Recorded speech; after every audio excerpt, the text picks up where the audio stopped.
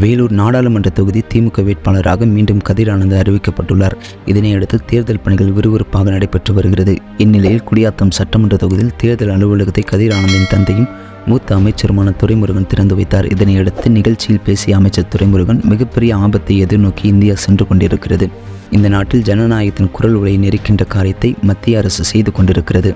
பிரதமர் மோடி வாரிசு அரசியல் பற்றி பேசுகிறார். ஆனால் நாங்கள் தியாகம் செய்ததைப் போல் அவர்கள் செய்துள்ளார்களா? நாங்கள் தியாகத்திலேயே வளர்ந்தவர்கள். தேர்தல் சமயத்தில் வருமான வரித்துறை சோதனை மட்டுமல்ல, இன்னும் பல செய்வார்கள். எங்கள் வேட்பாளரையே கைது செய்ய சொல்லி இங்கு செல்வாக்கு பெற்ற ஒரு வேட்பாளராக நிற்பவர் மத்தியில் சொல்லியிருக்கிறார். மேலிடத்திலிருந்து எனக்கு அந்த செய்திகள் வந்தன. அதை பற்றியெல்லாம் நாங்கள் கவலைப்படவில்லை என துரைமுருகன் கூறியுள்ளார்.